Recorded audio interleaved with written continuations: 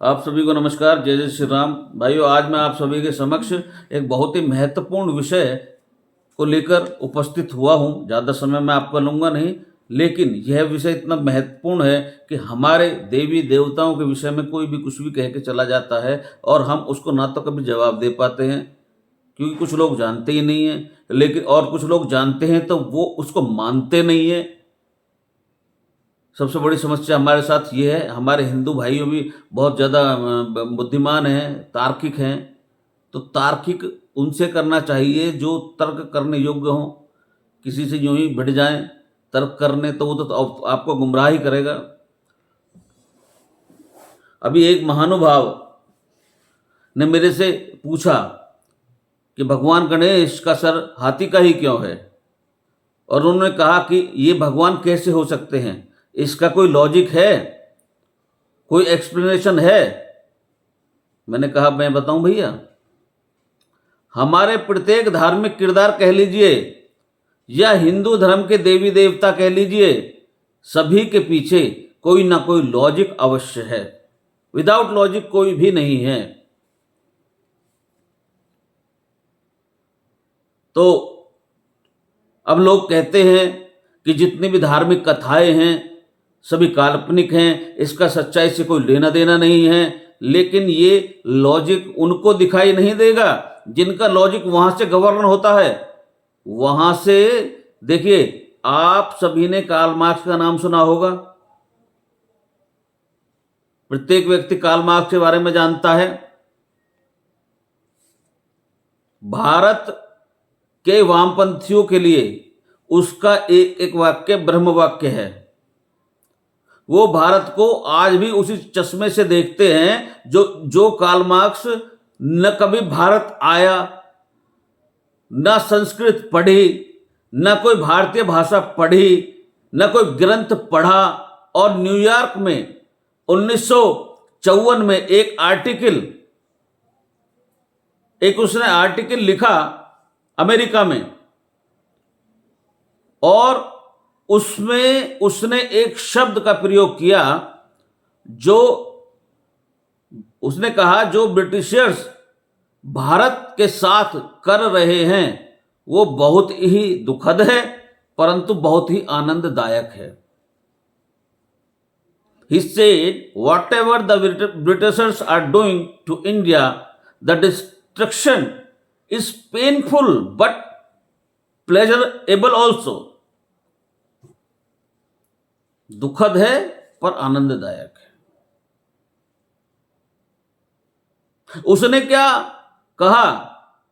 हाथी, गणेश, बंदर, हनुमान और नंदी बैल को पूजने वाले हिंदू चाहे कितने भी डेवलप कर लें, कितने भी डेवलप्ड हो जाएं, कितनी भी ऊंचाइयों तक हो जाएं, वो इसी लायक हैं कि उन पर हुकूमत की जाए।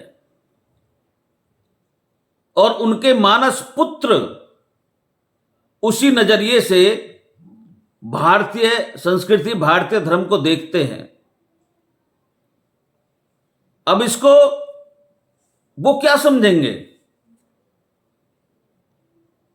अब इसको समझने के लिए जो दृष्टि की आवश्यकता है, कभी आप लोगों ने यह सोचा है कि गणेश जो भगवान हमारे गणेश जी हैं, इन्होंने कहा हाथी का,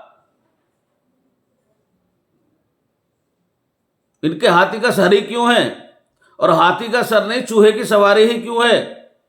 कनेक्शन देखिए, कितना कंट्रडिक्शन है ना। उसके बाद देखिए, सूंड ऐसे ही क्यों है, यूं अपवर्ड, ये डाउनवर्ड क्यों नहीं है? एक एक चीज का मैं लॉजिक आपको बताता हूं। और एक दांत ही क्यों है, एक दंत ही क्यों है? हाथी के तो दो दांत होते हैं ना, तो एक दंत क्यों है? अब एक ही दंत थे तो आपने देखा होगा जहां चार भुजाओं वाली भगवान गणपति जी की मूर्ति है, तो वहां आपने देखा होगा कि एक दांत लगा हुआ है और दूसरा दांत, उन्होंने एक दांत अपने हाथ में लिया हुआ है और जो दूसरा दांत है वो टूटा हुआ है। ऐसा क्यों है? और आप सब जानते हैं कि गणेश जी कौन है?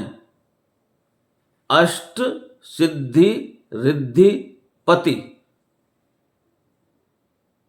सिद्धिपति, ठीक 8 सिद्धियां।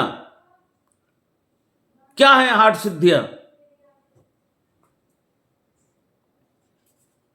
वही 8 सिद्धियों के बारे में आज मैं बताऊंगा। वो है अणिमा, महिमा, लघिमा, गरिमा, प्राप्ति, प्राकाम्य, इशितव और कशित्व। भाई इसमें गलत तो वैसे नहीं, सही मैंने पढ़ा है, लेकिन यदि गलती होगी तो मैं क्षमा चाहता हूं। ये 8 सिद्धियां हैं। तो उनका पूरा स्वरूप क्या है? शरीर के जो हमारे यहां जागरण की प्रक्रिया होती है, ये उसका प्रतीक है। हाथी का सर इसलिए है क्योंकि हाथी के सर पर गढ़ मुक्ता होती है, और हमारा जो हाथी, उनकी जो सूंड है वो कुंडलिनी का प्रतीक है। चूहे की सवारी इसलिए है क्योंकि चूहा जमीन के अंदर जाता है, वहीं रहता है। जब आप अंदर बैठकर ध्यान लगाएंगे तो आप अंदर की तरफ जाएंगे, तो सूंड सदैव ऊपर की तरफ इसलिए है क्योंकि वो कुंडली की ऊर्ध्वगामी ताकि प्रतीक है, ऊर्ध्वगामी करने की प्रवृत्ति है। अब बहुत से लोग आप शायद कुंडलिनी नहीं जानते होंगे, वो मैं बताऊंगा। अगर हम किसी नॉर्मल व्यक्ति से कहें भाई ध्यान लगाइए आप, तो उसकी टेंडेंसी कैसी होगी? डाउनवर्ड होती जाती है। यदि कानून की रोक न हो तो जैसे पशु की प्रवृत्ति होती है कि जबरदस्ती जो चीज चाहूं खा लूं, जो चीज चाहूं कर लूं, ये होती है डाउनवर्ड टेंडेंसी। और सूंड अपवर्ड टेंडेंसी का प्रतीक है। उसके बाद क्या है अब मैं बताता हूं, अब थोड़ा सा जानकारी देता हूं, है तो बहुत बड़ा विस्तृत इसका विषय। मूलाधार, स्वाधिष्ठान, अनाहत से लेकर आज्ञा चक्र के बाद स्थिति सामान्य नहीं रही। फिर जब आज्ञा चक्र पर हम पहुंच जाते हैं तो यहां पर आकर अब यह प्रक्रिया द्वैत से नहीं चल सकती।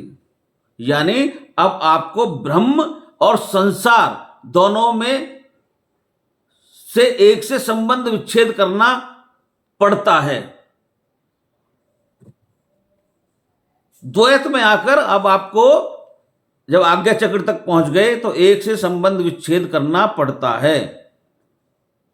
संसार से संबंध तोड़ना पड़ता है। इसलिए एक दांत है और दूसरा दांत तोड़ा हुआ है। फिर आगे की यात्रा ब्रह्मरथ तक जाती है।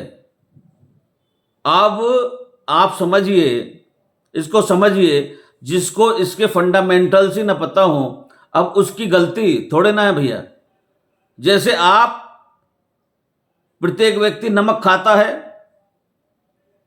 अब नमक को क्या बोलते हैं, रासायनिक फॉर्मूला क्या है नमक का? NaCl। NaCl में Na हुआ सोडियम और Cl हुआ क्लोराइड। लेकिन जिसने केमिस्ट्री पढ़ी है, केमिस्ट्री के फॉर्मूलाज पढ़े हैं,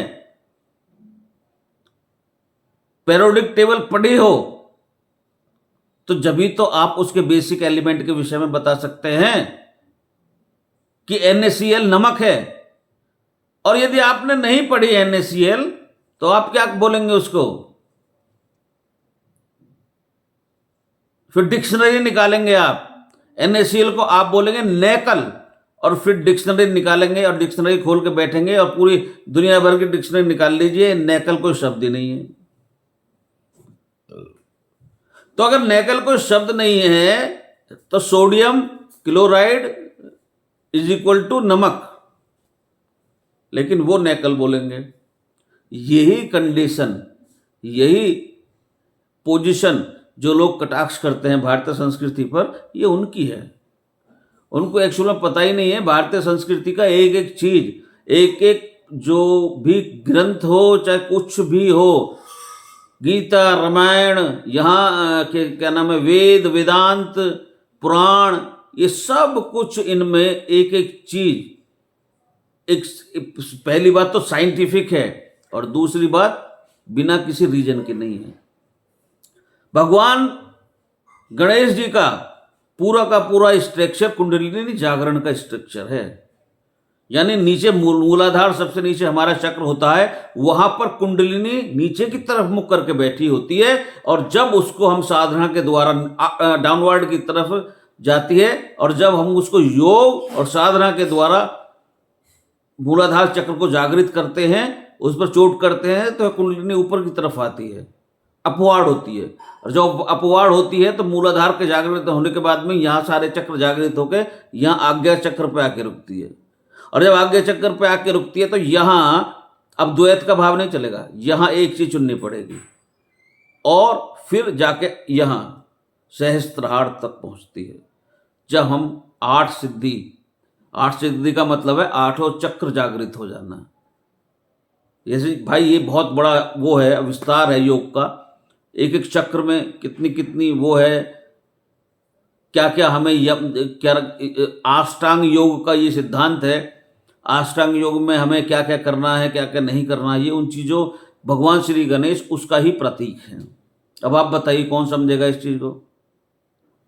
वो तो कह देंगे ना कि भाई हाथी क्या नाम है उसका सूंड लगा ली तो ये तो भगवान नहीं हो सकते। अरे भाई तुम क्या जानो इस विषय में? मुझे बड़ा कष्ट भी होता है इस बारे में जब लोग यही सुन लेते हैं यार कुछ भी, कि तुम्हारे तो ये हम बंदर हैं, वो हैं। बंदर कौन होते हैं? अगर मैं उनको छोड़ूं, भगवान हनुमान जी को ही अगर छोड़ दूं, तो बंदर के विषय में जानते हैं क्या? बंदर है क्या? चलिए फिर किसी और दिन, मतलब एक आध दिन में बताऊंगा सारी चीज़ें। लेकिन आपने को मुझे ये जानकारी देनी थी, मेरे मन में आया अभी कि ये जो चीज़ें हैं, ये चीज़ें हमारी प्रत्येक कोई ना कोई लॉजिक है, बस देखने का तरीका है। और देखिए मैं आपको एक चीज़ और बताऊं, भगवान ने, परमपिता परमेश्वर ने ये सारे हमें क्यों दिए? भगवान गणेश, भगवान शिव, इनके माध्यम से, प्रतीकात्मक दृष्टिकोण से इन्होंने परमात्मा को प्राप्त करने का रास्ता बताया है। मैं फिर कह रहा हूं, भगवान गणेश के सामने धूप बत्ती लगाने से कुछ नहीं होगा। भगवान गणेश क्या बता रहे हैं उसको समझकर, उसको धारण कर कर, उन चक्रों को जागृत कर कर अष्ट सिद्धियों को प्राप्त करने के लिए शरीर से, अपने से प्रयास करना पड़ेगा। जब जाके वो जागृत होंगे, बहुत कुछ त्यागना पड़ेगा। एक बहुत बड़ी उच्च कोटि की साधना है।